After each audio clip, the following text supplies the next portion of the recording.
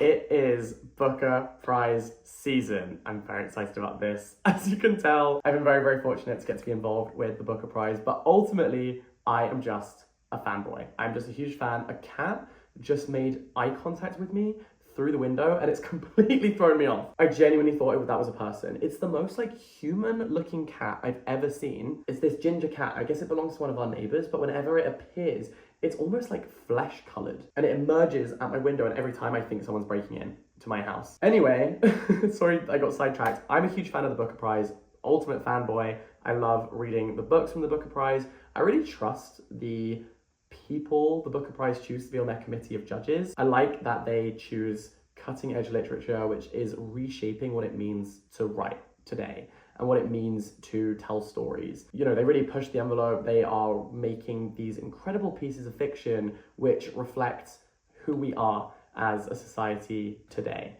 and what our concerns are, what we're thinking about. I think that the Booker Prize is really good at spotlighting books that maybe wouldn't have been on my radar otherwise. So I'm always very, very grateful. And they have once again made a quiz of which book from the Booker Prize longlist should you read. Now, I will say, I'm quite a way through the longlist. I have read a bunch of these books already, but I love this quiz so much and I'm intrigued to see which book I mostly align with. And then I'll be interested to know whether I gravitated towards that book initially, whether it's one of the ones I've already read, and if it is one I've already read, whether I liked it. You know, this is our test of how accurate the Booker Prize's quiz is. I found so many of my favorite books through the Booker Prize, through the International Booker Prize.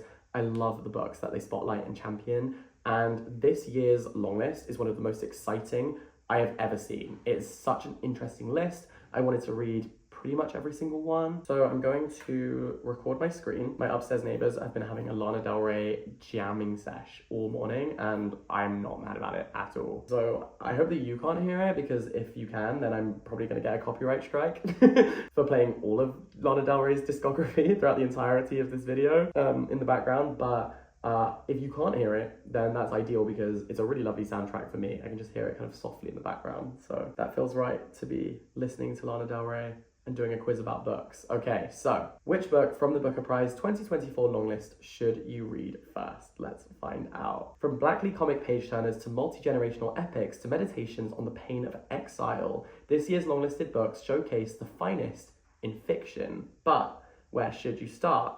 This year's Book a Dozen features strong new voices, including 3 debut novels, alongside international best-selling authors and 6 writers previously nominated for the prize. If you need help navigating the list, our quiz will help you discover which of the 13 longlisted books is perfect for you. And I'm going to leave the link in the description box as well, so you can take this as well. Firstly, which Booker-nominated author would you most like to recommend a book to you? Okay. We have Patricia Lockwood, whose books I love. Paul Beatty, Martin McKines, William Boyd. Oh, Shehan Karunatilaka. I loved his book, The 7 Moons of Mali Almeida. And I really like his style. I got to meet him and he's very funny as well. Very, very switched on, finger on the pulse completely. So far it's gonna be that one. Wait, I didn't read the full list. I didn't realize that was gonna happen. I have to refresh. Sorry. I thought I could like temporarily select something. Okay, we're back. The Shehan, there's Chigozie Obiama, David Mitchell, Paul Murray. Or it might be Paul Murray, you know. Anne Tyler, A.S. Byatt, Sarah Waters, Bernice Rubens, or Iris Murdoch. I think I'm gonna go with Paul Murray. The Bee Sting is just one of my favorite books of all time. And it's so multifaceted. There are so many elements to it. We think about the climate, we think about generational trauma and struggles and dynamics, what it is to experience reality and different perceptions of the truth, how there can be multiple truths within one context. So I think I'm gonna go with Paul Murray, you know, just for like the pure scope of what he writes about. It all interests me. When choosing a book, what draws you in? Social and political themes, yes. Complex characters, yes. An intricate plot with unexpected twists, somewhat, but it's not my top priority. I love no plot, just vibes, as you know. Or rich atmospheric settings. Also love those, but I think that would be, if I were to rank them, it's going to be complex characters, number 1. Number 2, social and political themes. Number 3, rich atmospheric settings. And then there's a gap. And then 4, an intricate plot with unexpected twists. So complex characters. Which of these recent films have you enjoyed the most? Bottoms, Past Lives, American Fiction. So far I've seen all of these and I enjoyed them all. Dune, Hitman, haven't seen. The Eight Mountains, I also haven't seen. The Banshees of Inisherin, Irish movie, and I love Irish fiction. So I actually haven't seen The Banshees of Inisherin, but I think that could lead me down the right path. Probably shouldn't choose it though since I haven't seen it. One Life, Killers of the Flower Moon, Empire of Light, All of Us Strangers, Perfect Days. Okay, of this list, I'm gravitating towards All of Us Strangers, American Fiction, and Past Lives. I think I'm gonna go with Past Lives because I love that kind of slow melancholy, and I love movies and art and media and books where love stories aren't always linear, or people don't always get happy endings with someone that they have had love with. I don't know. Like you don't always end up with someone you have previously loved. So, long books or short books, what are you looking for in terms of length? Something short and sweet, huge, heavy, and utterly immersive. How about a happy medium?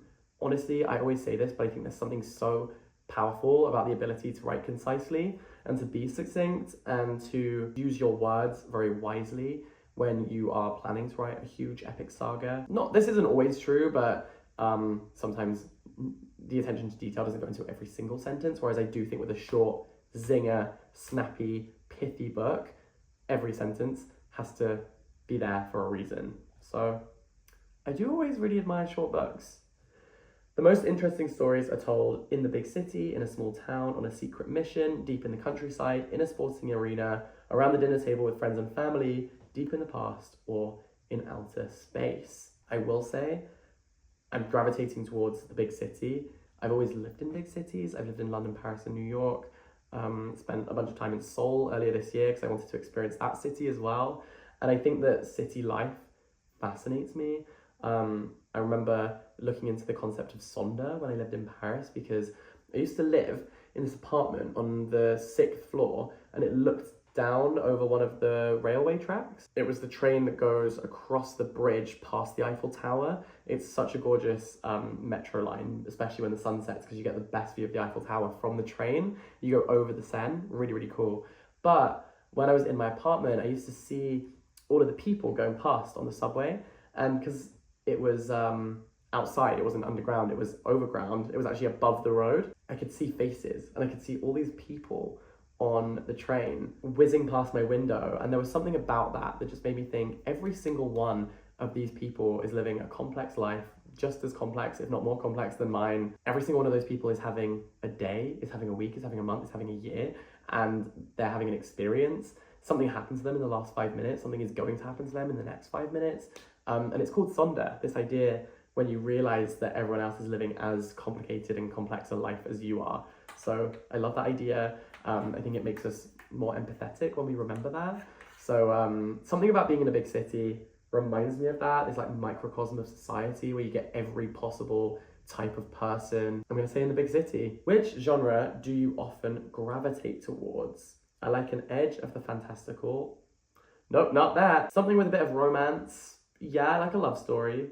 I enjoy something laced with humor. Yes. Give me historical fiction any day. Yes. Something suspenseful. Not so much. Is that true?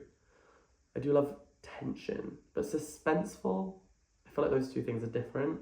Or I love a family drama. I sometimes love a family drama, but not always.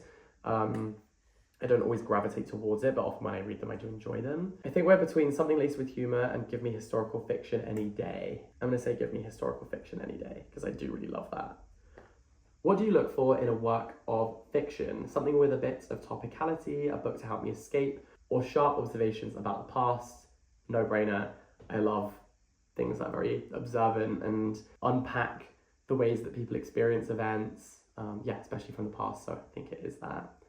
Here we go. Do you want this book to make you laugh, make you cry, make your heart soar, teach you something new, blow your mind, or make the hairs on the back of your neck stand up? I mean, yes to all of these things, and a Booker Prize long list always has these things, but I do think, you know me, I love a book that makes me cry. I think this might be the last question. Your ideal central character is someone who always puts family first. No.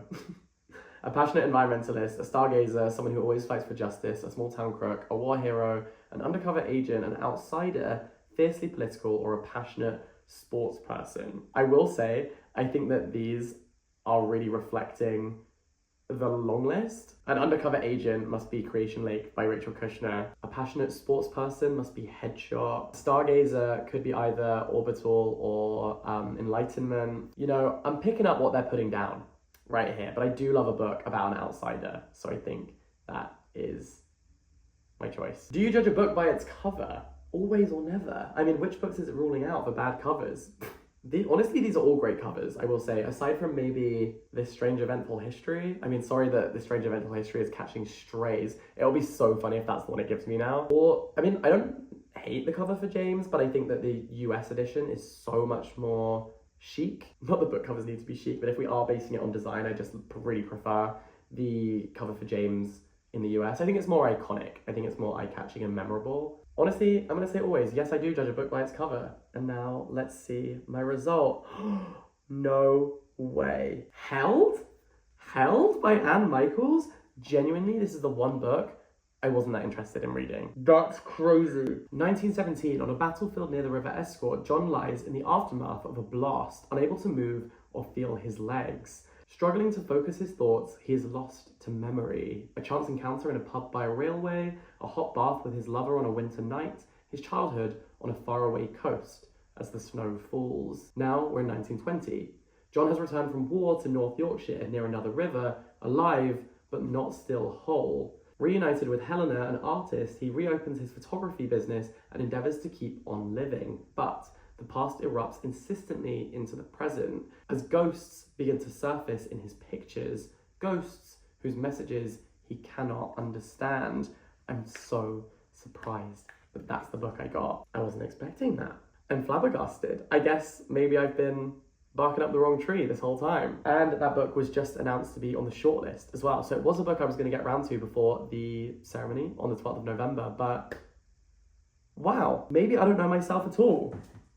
Maybe I don't know my own taste. Wow, that has really blown me away. I don't have a comment. I'm genuinely flabbergasted. Well, there you go. Turns out I didn't know myself. I will let you know if I end up loving that book, because it turns out we're very, very compatible. That is the book that I am most aligned with. I would love to see the behind the scenes of that quiz and see like which other books would have been my second, third, and fourth, you know? But for now, I guess I better get on with reading Held by Anne Michaels. And you can check out the full long list, all the reading guides, everything at the Booker Prize website, as well as loads of other quizzes. I will leave the link to this one in the description box down below. Thanks so much for watching. All the best, stay in touch, have a wonderful day, and I'll catch you next time.